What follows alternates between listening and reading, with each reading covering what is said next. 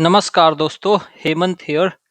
तो ये video series Indian polity का है जिसमें हम लोग टोटल 208 पीवाईक्यूज कर रहे हैं और ये पार्ट 4 है। इसके पहले पार्ट 1, 2, 3 आ चुका है जिसमें कि हम लोग टोटल 150 क्वेश्चंस को कर चुके हैं। ठीक है, इसमें हम लोग रेस्ट 58 क्वेश्चंस को करेंगे जो कि हो जाएगा 208 तक। ठीक है, हिंदी इंग्लिश दोनों में है, तो अगर आप सीरीज को फॉलो कर रहे हो तो आप जान ही रहे होगे। चलो शुरू करते हैं। तो देखो, क्वेश्चन है 151 नंबर कि which is not correct about the constituent assembly. संविधान सभा के बारे में क्या सही नहीं है। वर्ड ध्यान देना कि नॉट करेक्ट पूछा है। ठीक है, हाँ, it had more than 300 members. ठीक है, सही है। इनिशियली 389 मेंबर्स थे। ठीक है, it's first meeting was held in July 1946। तो नहीं, अगर इस हिसाब से देखोगे कॉन्स्टिट्यूएंट असेंबली फाइनली बनते बनते 292 या 99 के आसपास रह गए थे और ये दिसंबर 1946 में शुरू हुआ था ना। दिसंबर कितने दिसंबर को हुआ था? 9 दिसंबर को 1946 को। ठीक है, तो ये गलत हो जाता है हमारा। और देखोगे ना तो पार्टीशन के बाद बेसिकली इसमें कितने मेंबर्स रह गए थे? 299।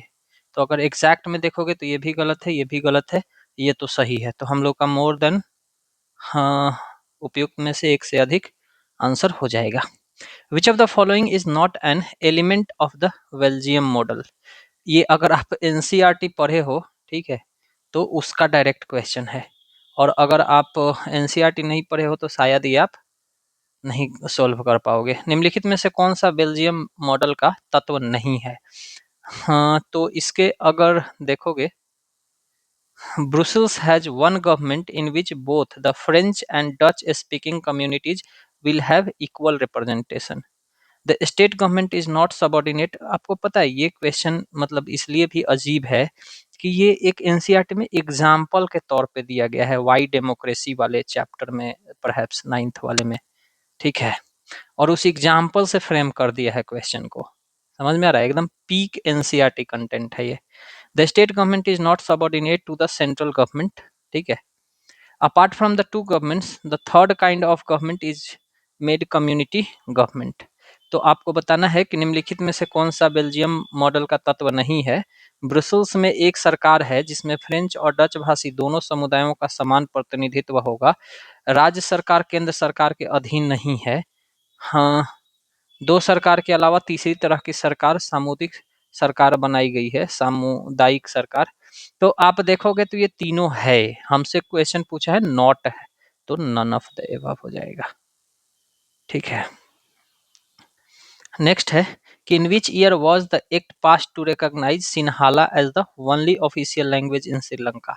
अब ये भी देखोगे तो सेम चैप्टर से ये भी क्वेश्चन पूछे हुए हैं। ठीक है, हाँ, सिन्हाला वाला। तो कौन सा हो जाएगा? 1956 में बना था।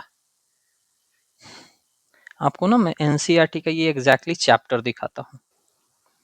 देखो, ये एक चैप्टर है पावर शेयरिंग, हाँ, क्लास 10 का सिविक्स का बुक है। आपको पीवाई क्यूज क्यों जरूरी है ना, आपको समझ में आता है कि कहाँ कहाँ से क्वेश्चन उठा सकता है। देखो, यहाँ एक टॉपिक है मेजोरिटेरियनिज्म इन श्रीलंका। ठीक है, इसमें देखोगे तो क्लियर शब्दों में लिखा हुआ है कि in 1956 an act was pass to recognise Sinhala as the only official language, thus disregarding Tamil, है ना। और देखो, इससे ये वाला क्वेश्चन बना हुआ है। देख रहे हो, in which year was an act pass to, एकदम एग्जैक्ट कॉपी पेस्ट है। ठीक है, और आपको मैं ब्रसल्स वाला भी दिखाता हूँ।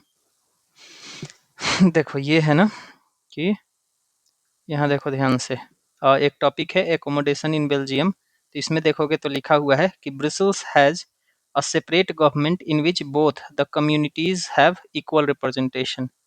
ठीक है, आप ये देखोगे ए नंबर ऑप्शन तो यही कहता है।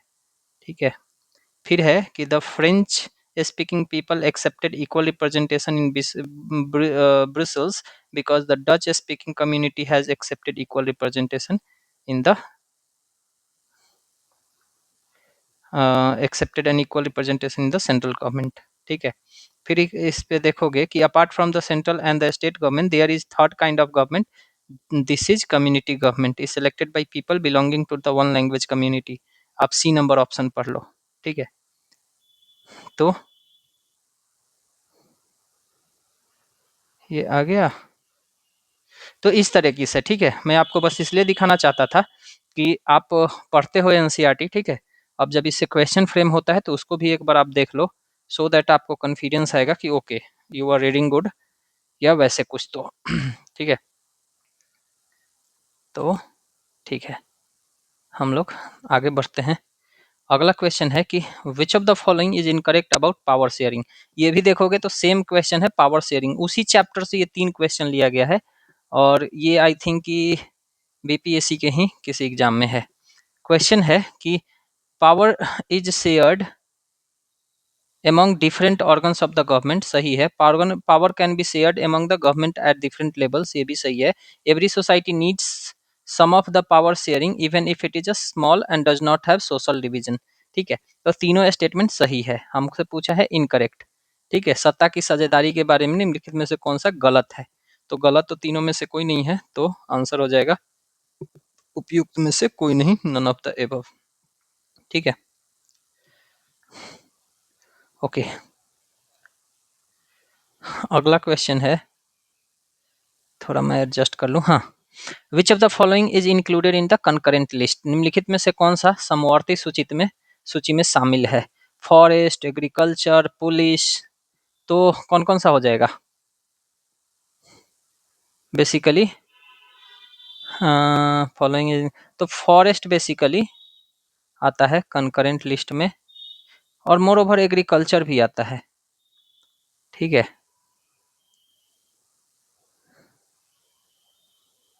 हाँ, क्योंकि सेंटर भी इस पे, पुलिस तो स्टेट सब्जेक्ट है पूरा। ठीक है, तो आपका more than one of the above हो जाएगा, फॉरेस्ट एंड एग्रीकल्चर। ठीक है, नेक्स्ट है कि which of the following countries has the least participation in women in public life, निम्नलिखित में से किस देश में सार्वजनिक जीवन में महिलाओं की भागीदारी सबसे कम है, तो सबसे कम किस में है, स्वीडन, नॉर्वे, चाइना। अब इसमें कंपेयर करोगे तो स्वीडन एंड नॉर्वे तो आपको दिखेगा ही, चाइना में कंपेरेटिवली लेस है। What does the equal remuneration act 1976 provide, समान प्रश्रमिक अधिनियम, परिश्रमिक अधिनियम 1976 क्या प्रदान करता है, तो आप देखोगे तो equal wages for all genders, क्योंकि इक्वल रिमनरेशन एक्ट है, नाम में ही देखोगे तो वो है। Which of the following is true about democracy, लोकतंत्र के बारे में निम्नलिखित में से कौन सा सत्य है, तो आप इसका देखोगे, democracy often frustrates the needs and ignores the demand of the people, लोकतंत्र अक्सर लोगों की जरूरतों को विफल करता है और उनकी मांगों को अनदेखा करता है, तो सत्य की बात बोल रहा है, तो ये तो है नहीं। डेमोक्रेसी इज करप्शन लेस, ऐसा तो है नहीं। ठीक है,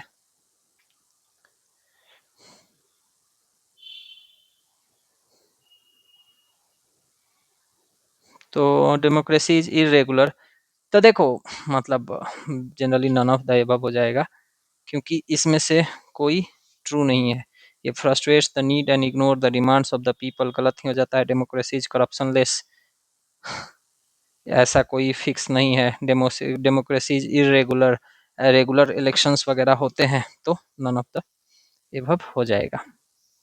ओके, नेक्स्ट है कि which of the following roles is not played by political parties, राजनीतिक दलों के द्वारा निम्नलिखित में से कौन सी भूमिका नहीं निभाई जाती है। ठीक है, they make laws for the country, देखो पार्टीज नहीं बनाती हैं, ठीक है, लेजिस्लेचर बनाता है, तो ये भी हो जाएगा। One party suppose to another for the formation of government, ये ठीक है, ये पार्टीज करती है। They can have the same views and opinion on all issues, ये भी जरूरी नहीं है। ठीक है, तो इसमें मोर देन एबव हो जाएगा, क्योंकि ए और सी इसका आंसर होगा। ठीक है,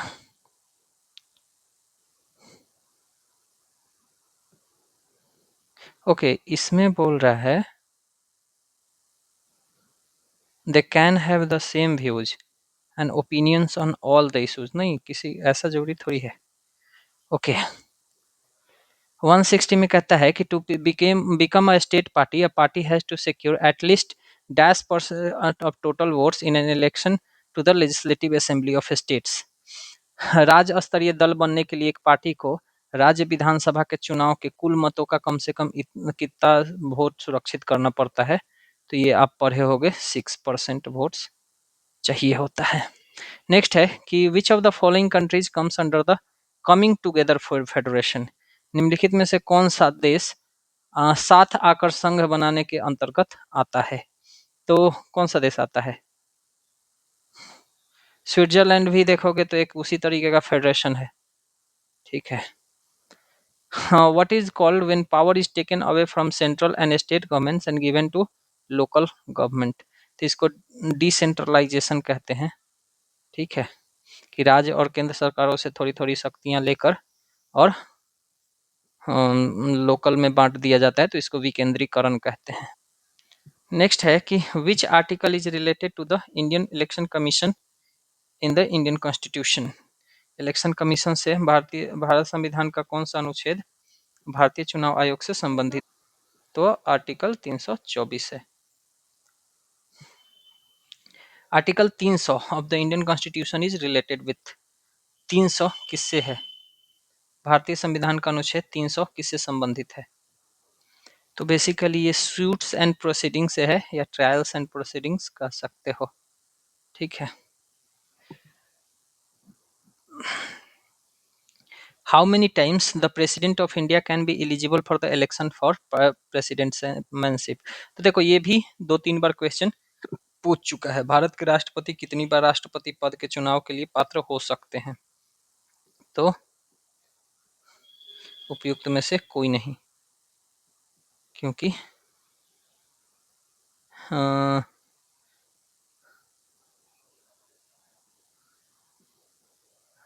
देखो मोर देन एबव कहा जा सकता था, लेकिन ऐसा होता कि एक बार नहीं, 2 बार, 2 बार नहीं, 3 बार, तब, लेकिन उसमें इनफाइनाइट टाइम्स, वो जितनी बार चाहे उतनी बार हो सकते हैं, ऐसा कोई टाइम नहीं मेंटेन है, तो इसलिए हम लोग उपयुक्त में से कोई नहीं करेंगे। How much time was taken in framing the constitution of India, ये भी हम लोग ऐसा भी क्वेश्चन आया है कि भारत का संविधान बनाने में कितना समय लगा, 2 वर्ष 11 महीने 18 दिन, ठीक है। Who among the following the first women speaker in the Lok Sabha, ये क्वेश्चन मैं आपसे पूछा था, ठीक है, जगजीवन राम की बेटी, तो मीरा कुमार, ठीक है। When was the national human right commission established, राष्ट्रीय मानवाधिकार आयोग की स्थापना कब हुई थी, तो बेसिकली इसमें हो जाएगा नन ऑफ द एबव, क्योंकि ये बना था नेशनल ह्यूमन राइट्स कमीशन बना था हाँ 12 अक्टूबर 10 हो जाएगा ना, 12 अक्टूबर 1993 को, ठीक है, तो इसलिए इसमें से कोई ऐसा डेट नहीं है। नेक्स्ट है कि article 360 of the constitution empowers the president to proclaim financial emergency या प्रेसिडेंट रूल्स, कौन सा हो जाएगा, तो बेसिकली 360 के अंतर्गत फाइनेंशियल इमरजेंसी लगता है। 352, 356 और 360, 360 में तो फाइनेंशियल इमरजेंसी हो गया, आप कमेंट में लिखना कि 352 और 356 में कौन सा लगता है, ठीक है। और आर्टिकल 355 भी बताना, क्योंकि 356 बता रहे हो तो 355 भी जरूरी है, ठीक है, तो फाइनेंशियल इमरजेंसी हो गया।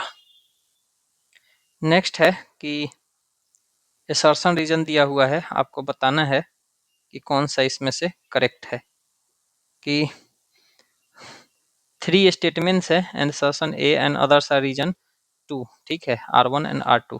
असर्शन है कि democracy ensures that we shall not governed better than we deserve, ठीक है, democracy ensure that we shall not be governed better than we deserve, ठीक है, तो ये सबसे पहले असर्शन ही गलत है, लेकिन ठीक है, मान लेते हैं। रीजन कह रहा है कि man's capacity for justice makes democracy possible, मान लेते हैं कि ठीक है।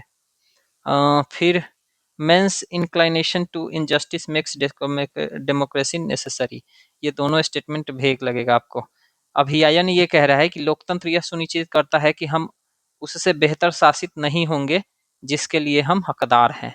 तो ये उल्टा बात हो गया, ठीक है। तो एक जहां जहां है वो गलत हो जाएगा, ठीक है।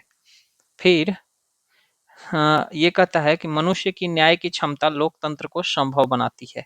ये माना जा सकता है कि दो सही है। मनुष्य की न्याय की क्षमता जो है वही लोकतंत्र को संभव बनाती है। दूसरा कारण दे रहा है कि मनुष्य की अन्याय के प्रति प्रवृत्ति लोकतंत्र को आवश्यक बनाती है। तो ये भी देखोगे तो मनुष्य का जो अन्याय के प्रति प्रवृत्ति होती है ये कहता है कि लोकतंत्र को आवश्यक बनाती है। तो ये भी सही है, ठीक है। तो आप देखोगे तो 2 भी सही है, 3 भी सही है। तो उपयुक्त में से एक से अधिक हमारा करेक्ट आंसर हो जाएगा। More then one of the above. तो है कि who of the following said democracy is the best form of government and it is beyond doubt. निम्नलिखित में से किसने कहा था कि लोकतंत्र सरकार का सबसे अच्छा रूप है, इसमें कोई संदेह नहीं है। तो जेके गैल्ब्रेथ ने कहा था। इनका पूरा नाम जॉन केनेथ गैल्ब्रेथ था, ठीक है। केनेथ गैल्ब्रेथ था, ठीक है। इन्होंने ये स्टेटमेंट दिया था कि democracy is the best form of government. और ये आप अब्राहम लिंकन वाला जानते ही होंगे, by the people for the people of the people. Winston Churchill वाला याद रखना, मजेदार स्टेटमेंट था इनका, ठीक है। Winston Churchill. और विंस्टन चर्चिल के बारे में आप जानते होंगे क्योंकि ये बहुत चर्चित प्राइम मिनिस्टर थे यूके के, ठीक है। इन्होंने कहा था कि democracy is the worst form of government, ठीक है। मैं पूरा नहीं लिखूंगा। इन्होंने कहा था कि democracy is worst form of government. Democracy सबसे खराब शासन प्रणाली है, लेकिन लगा दिया था इन्होंने। क्या लगा दिया था? लेकिन। बाकियों से बेहतर कहा था कि बेटर देन अदर्स। ये मतलब नहीं कहते हैं कि वर्स्ट का लिस्ट बनाओ, वर्स्ट तो 1 2 3 4 करते जाओ, 3 4 5। अब इस वर्स्ट के लिस्ट में जो सबसे 5वें नंबर पे होगा ये सबसे कम वर्स्ट होगा, ठीक है। ये सब एकदम रैंक में आगे है। जैसे आप डाल लो ना कि डिक्टेटरशिप हो गया, मिलिट्री वाला हो गया, ठीक है, या फिर कम्युनिज्म हो गया। ये सब जो फॉर्म्स ऑफ गवर्नमेंट है, किंगशिप हो गया, मोनार्की कह लो जिसको, ठीक है। तो ये सब से बेहतर है, मतलब वर्स्ट है बट अवेलेबल ऑप्शन में बेहतर है। तो ठीक है, हम लोग का ये हो गया। जेके गिलबर्थ ने ये कहा था। चलो नेक्स्ट है कि लिस्ट 1 को लिस्ट 2 से, सूची 1 को सूची 1 2 से व्यवस्थित करना है, मैच करना है, ठीक है। तो इसमें आप कि democracy as the government by poorest the most ignorant and most incapable people. तो ये भी अपना देखोगे तो सही ही कह रहे हैं, ठीक है। तो ये लेक्की ने कहा था the democracy is an aristocracy of blackguards. ये टेलियार्ड्स ने कहा था the democracy is the government of mindless and ignorance. ये H.G. वेल्स ने कहे थे democracy as the government full of ignorance, Faguet ने कहा था।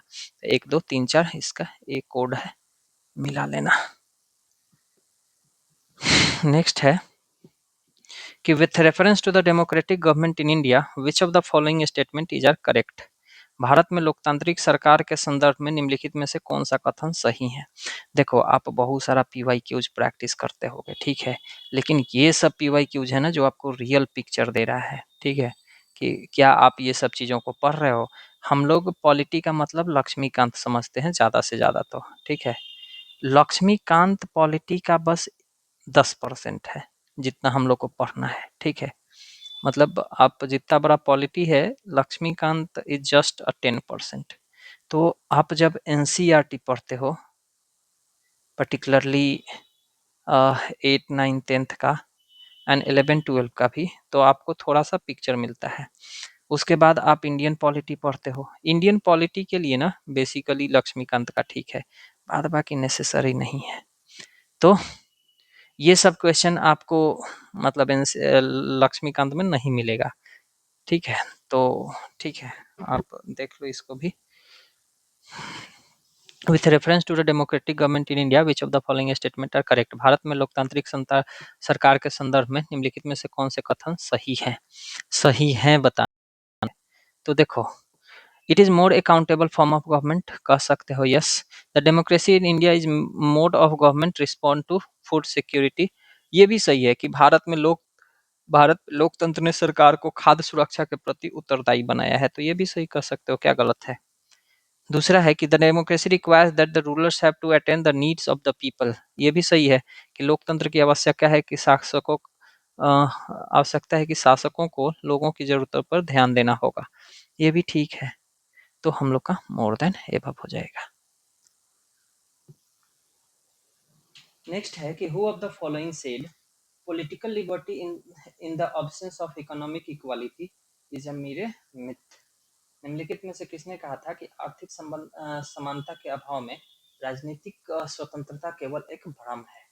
तो ये कहा था जीडीएच कोल ने, ठीक है। अगर इसमें अगर ये आप पढ़े हो तो हेरोल्ड जे लॉस्की जो थे, उन्होंने भी सिमिलर स्टेटमेंट दिया था, तो आप कंफ्यूज कर सकते थे जैसे कि मैं हुआ था, ठीक है।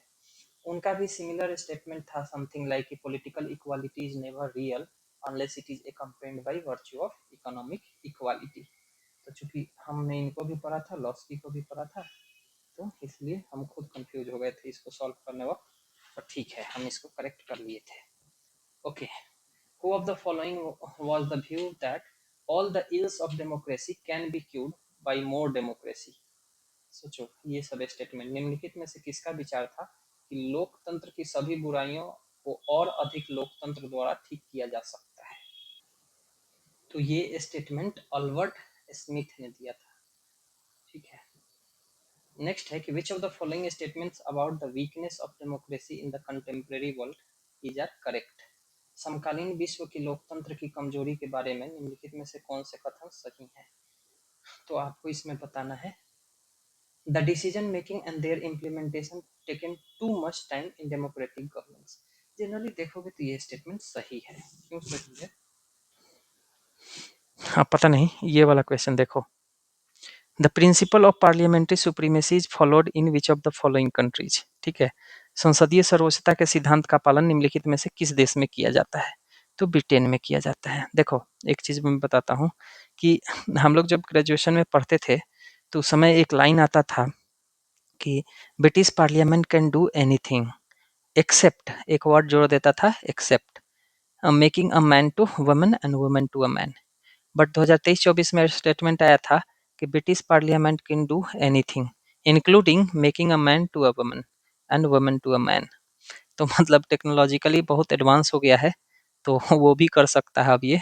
तो ब्रिटिश पार्लियामेंट बहुत पावरफुल है in terms of decision making. Next है कि the first commission to identify the backward classes in India was formed in the chairmanship of who of the following. Bharat में पिछड़े वर्गों की पहचान करने के लिए प्रथम आयोगों का गठन निम्नलिखित में से किसकी अध्यक्षता में किया गया था। तो आप इसको अगर ध्यान से देखोगे तो काका केलकर थे, काले कलकर, ठीक है। नेक्स्ट है कि at the time of independence the ruler of which of the following princely states wanted to join Pakistan but people wanted to join India. तो ये आपको जूनागढ़ वाला एग्जाम्पल मिलेगा, क्योंकि ये कश्मीर तो अलग ही रहना चाहता था टोटली, हैदराबाद भी अलग ही देश बनाना चाहता था, लेकिन इसमें क्या था कि इसका रूलर जो था वो पाकिस्तान ज्वाइन करना चाहता था जूनागढ़ वाला, लेकिन पीपल चाहते थे कि इंडिया के साथ रहा जाए। तो ठीक है, बाद में पुलिस एक्शन हुआ। नेक्स्ट है कि which of the following was Gandhi ji's expectation from the independent Indian constitution, स्वतंत्र भारत के संविधान से गांधी जी के की निम्नलिखित में से क्या अपेक्षा थी। तो क्या अपेक्षा रही होगी कि it shall release India from thraldom and patronage, यह भारत को दासता और संरक्षण से मुक्त करेगा। बिल्कुल, ये तो नॉर्मल सी बात है। All communities must live in perfect harmony in country, बिल्कुल सही बात है, इन the country the women will enjoy the equal right, ठीक है, मतलब मोर देन एबव हो जाएगा। The standard to examine and evaluate any law and the action of the government in India is mainly found in which of the following? Bharat में किसी कानून और सरकार की कार्रवाई की जांच और मूल्यांकन करने का मानक रूप में से निम्नलिखित में से किस में पाया जाता है? तो आप इसको देखोगे तो in fundamental right of the constitution, ठीक है, इन डीपीएसपी इसमें भी मिलता है, प्रीएम्बल में भी मिलता है, तो हम लोग का मोर देन एबव हो जाएगा। Which of the following was the procedural committee of the constituent assembly of India? निम्नलिखित में से कौन सा भारत संविधान सभा की प्रक्रियात्मक समिति थी? प्रोसीड्यूरल कमिटी बताना है आपको, तो कौन सी थी? तो basically commission on linguistic provinces. तो अगर आप ये सोच रहे हो तो ये गलत है। ध्वजा पर ये भी गलत है। वित्त एवं कर्मचारी समिति, क्यों मैंने गलत बताया? क्योंकि आपको ये मीनिंग बताना था। देखो, दो तरह की मेनली कमिटी थी, ठीक है, एक थी प्रोसीड्यूरल कमिटी थी एंड एक सब्सटेंटिव कमिटी थी, ठीक है। प्रोसीजरल कमिटी जो थी ना, ये डील करती थी असेंबली के फंक्शनिंग से, ठीक है, फंक्शन से डील करती थी। और सब्सटेंटिव जो थी ये ड्राफ्टिंग से डील करती थी, ठीक है। तो अब इसमें देखोगे तो ये सब फ्लैग, ये लिंग्विस्टिक प्रोविंसेस, ये इसमें कोड ड्राफ्ट हुए रहे थे, ठीक है। लेकिन ये देखोगे तो फाइनेंस एंड स्टाफ कमिटी ये फंक्शन से रिलेटेड है, ठीक है। तो इसलिए अब ये याद रखना, प्रक्रियात्मक समिति तो इससे रिलेटेड है कि फंक्शन से कौन कौन से रिलेटेड थी, ठीक है। तो okay, who of the following was the member of the drafting committee of the constituent assembly?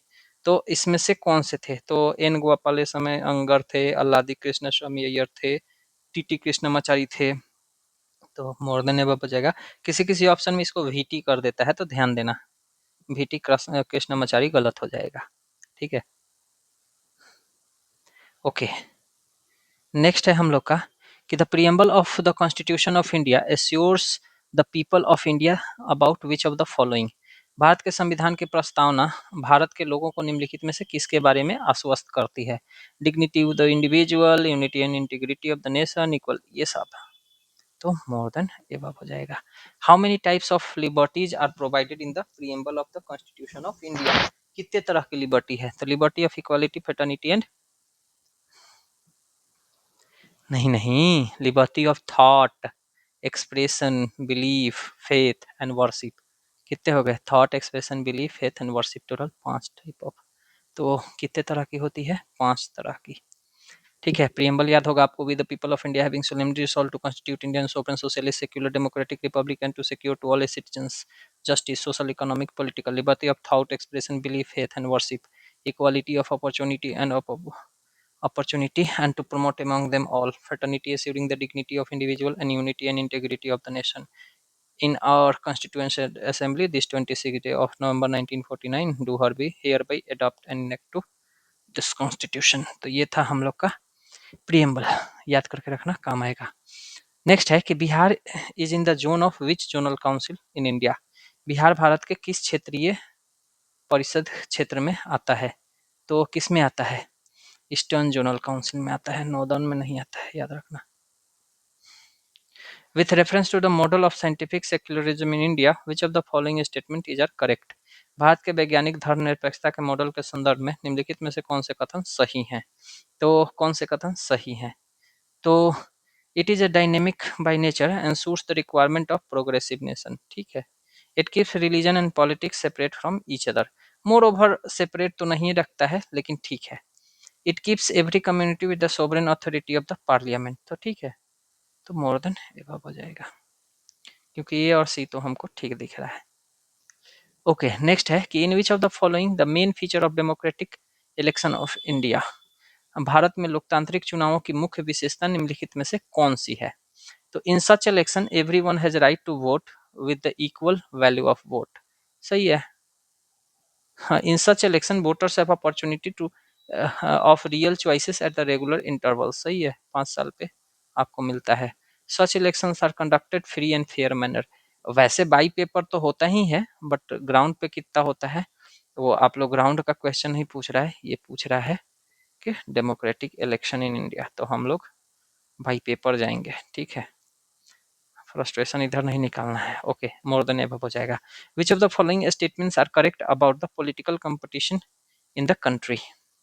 आपको बताना है कि देश के राजनीतिक प्रतिस्पर्धा के बारे में निम्नलिखित में से कौन सा कथन सही है। ठीक है, it provides the way to select our future leaders, सही है। It makes the political system to work better in long run, सही है। हाँ, पॉलिटिकल कंपटीशन से आपको ये चीज़ मिलता है। It presents an opportunity to the people to reward the political leaders for serving them और पनिश नॉट डूइंग सो। मतलब बाई पेपर तो सही ही है, जबकि रियलिटी में हम लोग किस चीज़ पे वोट करते हैं, और वोट भी करते हैं क्या। ठीक है, मतलब आई डोंट नो आप लोग कितने लोग देख रहे हो, तो कितने लोग इसमें से कहोगे कि हाँ हम तो रेगुलरली वोट देते हैं। I don't know. Which of the following states in India possesses a special status due to their peculiar social and historical circumstances? Bharat के निम्नलिखित में से किस राज्य को उसकी विशेष सामाजिक एवं ऐतिहासिक परिस्थितियों के कारण विशेष राज्य की दर्जा प्राप्त है? तो ओनली असम या ओनली नागालैंड या ओनली अरुणाचल प्रदेश?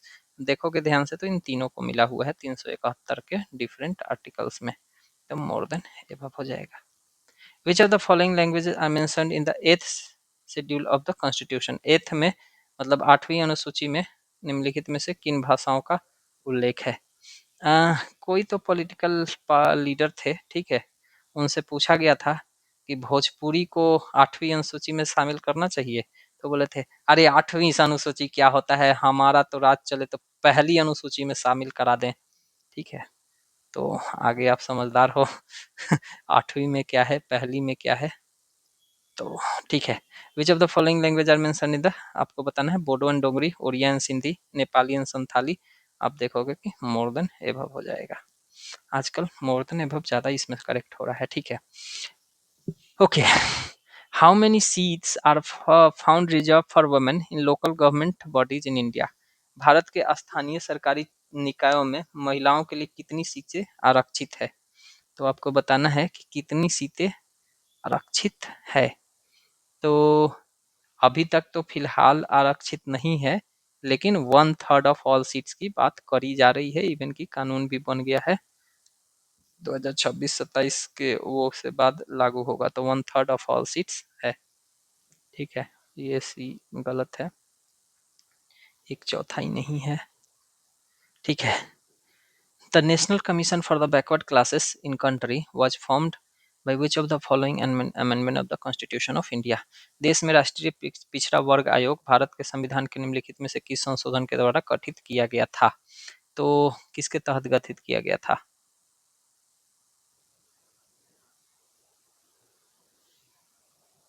तो 102nd अमेंडमेंट था। ठीक है, कब ये हुआ था? 102nd 2018 में। ठीक है, इसमें न्यू आर्टिकल जोड़ा गया था 338 बी एंड 342 ए। ठीक है, तो ये ध्यान रखना आप, बाद बाकी तो सब ठीक है। नेक्स्ट है कि the form of oath of the members of parliament in found in which of the following schedules of the constitution of India? ठीक है, संसद के सदस्यों के लिए शपथ का प्रारूप भारत के संविधान के निम्नलिखित में से किस अनुसूची में पाया जाता है? तो ये तो आपको पता होना चाहिए। तो ये किस में पाया जाता है? थर्ड में पाया जाता है ना, तो थर्ड शेड्यूल में होता है। बी सी दोनों है, तो मतलब थोड़ा सा उसमें हो गया है, तो छोड़ दो। ठीक है, आपको मैं आर्टिकल बताता हूँ। आर्टिकल नंबर 99 ये बात कहता है कि एवरी मेंबर जो होंगे इधर हाउस ऑफ पार्लियामेंट के, वो सब्सक्राइब करेंगे ओथ एंड अफर्मेशन को बिफोर टेकिंग देयर सीट। ठीक है, इसमें जो मेंबर्स होते हैं ना, वो अपना true faith and allegiance to the constitution show करते हैं, उसी का शपथ लेते हैं। नेक्स्ट है कि which of the following statements about the extension of the period of parliament during emergency is are true? आपातकाल के दौरान संसद की अवधि के विस्तार के बारे में निम्नलिखित में से कौन से कथन सत्य हैं? तो आपको इसमें it may be extended up to 1 year emergency at a time, ठीक है। It may be extended 8 months, नहीं 8 मंथ्स नहीं 6 मंथ्स होगा, ठीक है। तो हाँ, ए एंड सी तो डी हो जाएगा, more than above. Which of the following statement about the ministers in the country is are correct? देश के मंत्रियों के बारे में निम्नलिखित में से कौन से कथन सही हैं? The cabinet minister are in the charge of major ministries and the decision makers are name of council of minister, बिल्कुल सही है। The state minister with independent charge are in charge of a smaller ministry, ये भी ठीक है, ठीक है। The minister of state to state, ये भी ठीक है, ठीक है। तो हम लोग का इसका सही हो जाता है।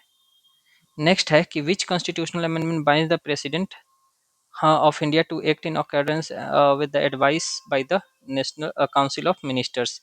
कौन सा संवैधानिक संशोधन भारत के राष्ट्रपति को मंत्रिपरिषद द्वारा दी गई सलाह के अनुसार काम करने के लिए बाध्य करता है? तो वो कौन सा है? तो 42nd अमेंडमेंट में कहा गया था ये चीज। Which of the following provisions of for the independence of judiciary are found in India? Bharat में न्यायपालिका की स्वतंत्रता के लिए निम्नलिखित में से कौन सा प्रावधान पाए जाते हैं? तो कौन सा पाए जाते हैं? The constitutional appointment in it, ठीक है। The salaries and allowances of the जजेज आर चार्ज, ये भी ठीक है, वो कंसोलिडेटेड फंड पे चार्ज होते हैं। Immunity from reckless criticism of, हाँ ये भी ठीक है, तो मोर देन एबव हो जाएगा। How much may be maximum strength of a Vidhan Parishad in a state of India? Bharat के किसी राज्य में विधान परिषद की अधिकतम संख्या कितनी हो सकती है? तो कितनी हो सकती है? 1/3 से ज़्यादा नहीं हो सकती है विधानसभा के, ठीक है। नेक्स्ट है कि in India which of the following statement relating to the right of protection of life and personal liberty is correct? Bharat में जीवन की सुरक्षा और व्यक्तिगत स्वतंत्रता के अधिकार से संबंधित निम्नलिखित में से कौन सा कथन सही है? It is available to the citizens only against the state, सही है क्या? ओनली अगेंस्ट स्टेट नहीं। It is also available against the violation is the private individuals, basically ठीक है, मतलब हो सकता है, बट बेसिकली स्टेट के खिलाफ है। तो अगर आप ध्यान से देखोगे ना तो basically fundamental right against state है जनरली, ठीक है। तो इंडिविजुअल को लाने का कोई जरूरत ही नहीं है। एंड ये कहता है कि do not promises the dignity, ये भी गलत हो जाता है, हम लोग का ये सही है, ए नंबर, ठीक है। और कंडीशनल है, अदरवाइज आप नन ऑफ द एबव के साथ भी जा सकते थे, लेकिन एक ऑप्शन है तो आप जा सकते हो उसके हिसाब से। The right to education to children of the age of 6 to 14 years is made their fundamental right by which of the following amendments in India? तो ये 86 से किया गया था, ठीक है, कि 6 से 14 वर्ष की आयु के बच्चों के लिए शिक्षा का अधिकार, तो 86वें संविधान संशोधन द्वारा। नेक्स्ट है कि which of the following is the main challenge to the Indian political party system? ठीक है, आपको मेन चैलेंज बताना है। The lack of internal democracy within the party, ये तो बहुत बड़ी चैलेंज है। The lack of dynamic system of the succession to the first one to the parties, ये भी है सक्सेशन का issue. The growing role of money and muscle power, बिल्कुल सही है, तो मोर देन एफ हो जाएगा। Which of the following may be called the outcome of democracy in India? The formation of a legitimate responsive and accountable government in the country, बिल्कुल सही है। Economic growth and reduction of inequality and poverty in the country, ये भी ठीक है। Planning commission, नीति, ये सब यही काम कर रहा है। The existence of the accommodative rule in the country for the social diversity along the dignity of the end freedom of citizens, तो ये भी सही है, तो मोर देन एफ हो जाएगा। The attorney general of India is legal advice to, किसको देते हैं? तो प्रेसिडेंट ऑफ इंडिया को ये लीगल एडवाइस देते हैं, ठीक है। और इसी क्वेश्चन को ऐसे पूछ लिया था कि अटॉर्नी जनरल मतलब के लिए क्या सही है, उसमें से एक ये भी स्टेटमेंट था, तो ठीक है, ऊपर हम लोग करे थे। The saffron colour in the Indian national flag signifies, भारतीय ध्वज में केसरिया रंग किसका प्रतीक है? तो आपको बताना है कि किसका प्रतीक है, सैक्रिफाइज का, बलिदान का। The emphasis of Indian federation is on, Indian federation का, भारतीय संघ का जोर किस पे है? तो देखोगे किस पे है, राष्ट्र की एकता पे है, हाँ, बेसिकली इसमें सी ऑप्शन छूट गया है, ठीक है, यूनिटी ऑफ नेशन, तो ये आप ध्यान रख लेना, राष्ट्र की एकता। According to Locke, which of the following is not a natural right? Locke के अनुसार निम्नलिखित में से कौन सा प्राकृतिक अधिकार नहीं है? तो लॉकी इक्वालिटी को प्राकृतिक अधिकार नहीं कहते थे, कहते थे कि इक्वालिटी इज मैन मेड। तो ठीक है, हम लोग ये हो गया। तो देखो यहाँ हम लोग 208 पॉलिटी के क्वेश्चन को कर लिए और बढ़िया से करे हैं। तो अगर आप पूरा देखे हो, बहुत बहुत बधाइयाँ, देखते रहो, मेहनत कर रहे हो आप, you will get good things in your life. तो मिलते हैं हम लोग अगले में, अगला शायद इकोनॉमी का करेंगे, ठीक है, इसी तरीके से। तो मिलते हैं, तब तक ले I am signing off, Hemant.